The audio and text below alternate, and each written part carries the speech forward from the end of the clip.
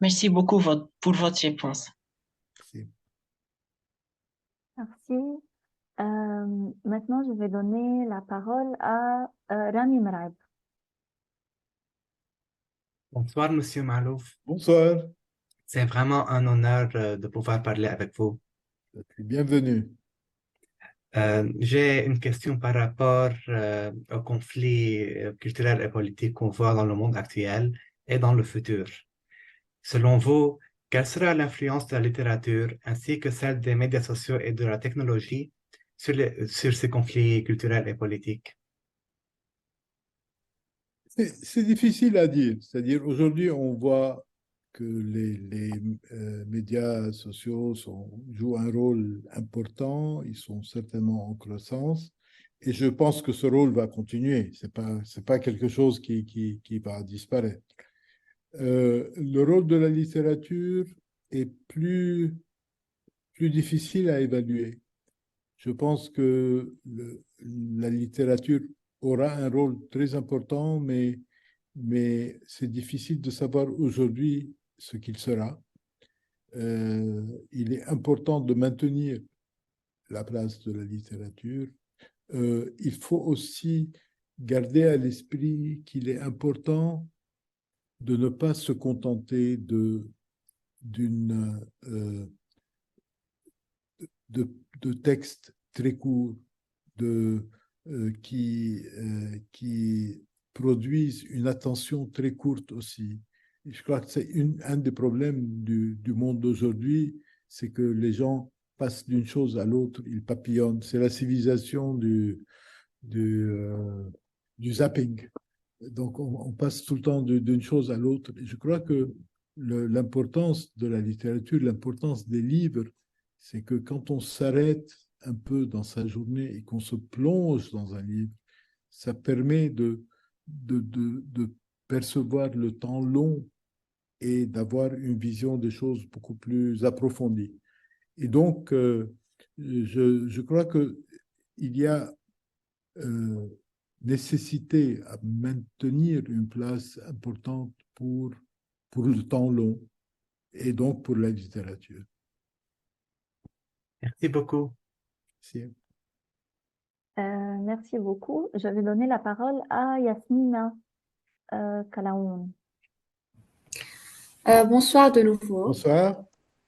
Euh, j'ai la curiosité de savoir quel est votre livre préféré et pourquoi. Euh, si vous parlez de mes propres livres, je, je n'ai pas vraiment de préférence entre mes livres. C'est, je, quand je termine un livre, je pense tout de suite au suivant et je suis complètement tourné vers l'avenir.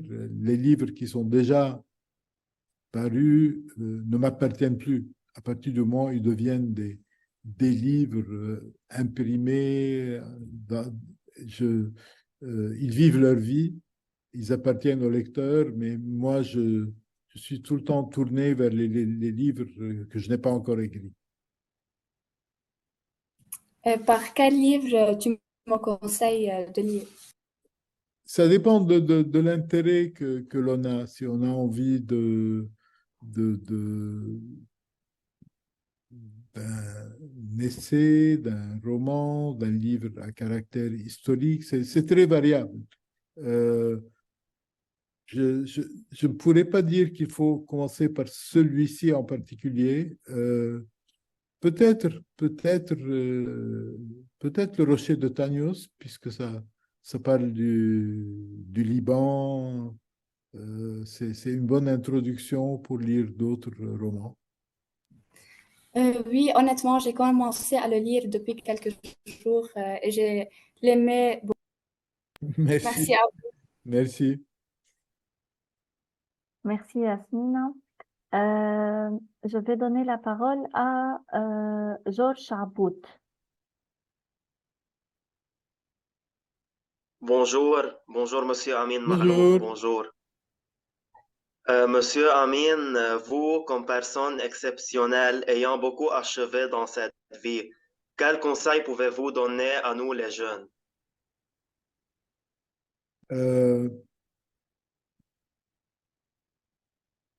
je pense que le plus important, c'est de se dire qu'on peut faire beaucoup de choses dans sa vie, que, que le monde, même si le monde paraît difficile, même si on a l'impression parfois que beaucoup de choses sont déjà décidées, ce n'est pas vrai. Je pense que on peut changer beaucoup de choses dans le monde et, et il faut changer beaucoup de choses. Et le monde de demain n'est pas décidé dès maintenant. Je pense que le monde sera ce que nous ferons de lui.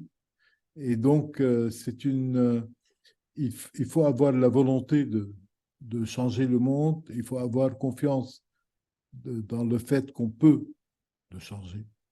Et donc, il faut commencer dans la vie en se disant, je peux changer le monde. En tout cas, je peux changer un certain nombre de choses dans le monde. Merci beaucoup, Monsieur Amin. Merci. Merci beaucoup. Je vais donner la parole à quelqu'un qui n'a pas encore parlé. Je pense Stacy Bitar. Oui, bonsoir de nouveau. Ah non, ok. Monsieur Amir, je voudrais vous demander, en tant qu'auteur, quelle action concrète pensez-vous que les citoyens libanais et la société civile peuvent entreprendre pour promouvoir le changement et pour influencer positivement le cours des événements? Là, je ne saurais pas vous répondre. Je pense que je pourrais dire à chacun de, de se préparer à jouer un rôle, de se former intellectuellement pour pouvoir un jour jouer un rôle important par son savoir, par sa vision des choses. Mais je ne sais pas, de manière collective, c'est beaucoup plus difficile à dire. Je pense qu'il faut être sur place pour évaluer des choses. En tout cas, moi, je ne réfléchis pas comme ça. Moi, je réfléchis plutôt du point de vue de chaque personne. À la progression personnelle, vous réfléchissez à la progression personnelle? Absolument, absolument. Je voudrais aussi vous dire que notre professeur de français, Madame Tami, a été la première personne à nous raconter que vous étiez une personne vraiment très très extraordinaire et elle n'a pas pu être ici avec nous à cause des problèmes de connexion. Je voudrais beaucoup la remercier seulement parce qu'elle a pu être un lien entre nous et vous en tant qu'une personne qui influence beaucoup de gens ici au Liban et dans tout le monde. Et saluez-la aussi de ma part. Pas de problème. Merci beaucoup. Est-ce qu'on a encore le temps? S'il y a quelqu'un qui n'a pas encore parlé, Il y a encore Tony Najm, je pense qu'il n'a pas encore parlé. et qui veut parler, si Oui, quelqu'un il y n'a a pas encore, parlé, en fait, il y a encore trois questions, deux personnes qui ont déjà parlé et Tony Najm, je pense, il n'a pas ok, encore on fait parlé. 3 questions, c'est bien. Ok, très bien. Alors, Tony Najm, Bonsoir, Monsieur Amir Malouf. Bonsoir, Désolé, je ne peux pas ouvrir la caméra car j'ai un problème technique. pas de problème. Dans le rocher de Tonios, on voit que Julius paie le cheikh au-dessus de sa propre femme et même de lui-même, allant jusqu'à raser ses moustaches lorsque le cheikh lui fait remarquer qu'il est jaloux de sa moustache bien fournie. Croyez-vous que notre société souffre toujours de cette attraction maladive et cette obéissance aveugle à ceux qui ont le pouvoir en main? Ce n'est pas une chose très rare, effectivement. C'est un des défauts de nos sociétés. Il y a beaucoup de qualités, mais c'est un des défauts d'être un peu trop attaché à des personnes qui n'ont pas toujours démontré qu'ils méritent un tel attachement. Merci. Merci. Merci. Alors, les deux dernières questions. Francia Yaoub, elle voulait parler il y a peut-être 15-20 minutes. Alors, je vous donne la parole. Non, pas trop. Bonsoir de nouveau. Bonsoir. Oui. J'aimerais bien vous poser cette question. Comment, en tant qu'écrivain, quelle est la plus grande leçon que vous avez apprise et comment vous l'avez appliquée dans votre vie quotidienne?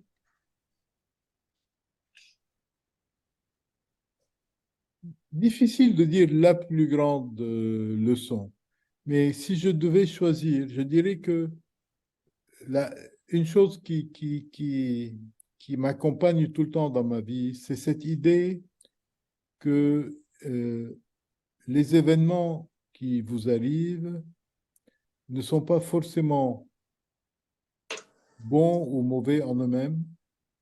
Il arrive parfois qu'un événement vous paraisse très heureux et que les conséquences soient malheureuses. Il arrive qu'un événement paraisse très triste et que les conséquences soient très heureuses. Et donc, il faut accueillir les événements de la vie avec beaucoup d'ouverture d'esprit et savoir toujours si on ne peut pas en tirer le meilleur.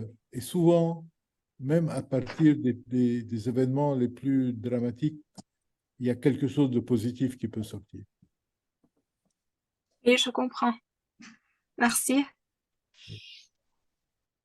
Et dernière question, je donne aussi Hadi Saadeh, ça fait un moment qu'il voulait parler. Monsieur Amin, je voudrais te demander comment pourrait-on, nous les jeunes, commencer à établir la paix entre des personnes de différentes appartenances? Je pense que c'est difficile de dire je vais établir la paix, mais simplement, je pense qu'on peut établir la paix déjà en soi-même, avec les gens proches, avec les gens autour, avec les gens avec qui on a un contact de travail ou d'études ou quelque chose. Et je pense que ça, on peut le faire à tout moment, on peut le faire à tout âge. Et je pense que c'est important si tout le monde devenait dans le point où l'on est un promoteur de paix, je pense que ça faciliterait les choses pour l'ensemble de la population, pour l'ensemble du pays. Merci beaucoup. Merci. Merci beaucoup. Désolé, on ne va pas pouvoir prendre plus de questions. Merci beaucoup, Monsieur Amin, pour Merci à tout le monde. le C'était un temps que vous plaisir avez de rencontrer consacré. tout le monde. Merci, Maha. Et très bon courage et bonne chance pour tous les travaux que vous faites à l'école et ailleurs. Merci. Merci. Merci. Merci. Merci. Merci bien. Au revoir. Merci beaucoup, Monsieur Bonne soirée. Mario. À bientôt. Au Bye. revoir. Merci beaucoup. Bye.